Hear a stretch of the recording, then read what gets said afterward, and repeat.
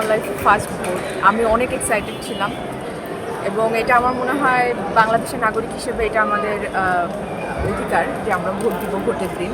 এবং যেহেতু আগে আমার দেওয়ার ওই সুযোগটা হয়নি, অনেকেরই হয়নি, আমি বলবো যে যারা এবছর সুযোগটা পেয়েছে তাদের সবার আসলে ভোট দেওয়া উচিত।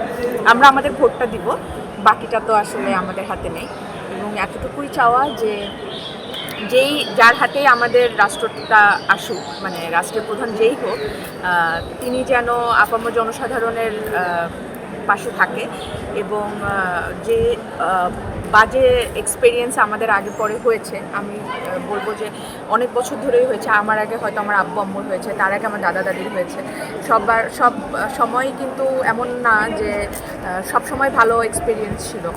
তো আমার এটাই চাওয়া থাকবে যে এবার যেন যারাই আসে তারা যেন এতটুকু, আমার মনে হয় যে রাষ্ট্রের কাছে দায়বদ্ধতা থাকে বা আমাদের জনগণের প্রতি এতটুকু ভালোবাসা থাকে যে ভালোভাবে যেন রাষ্ট্রটা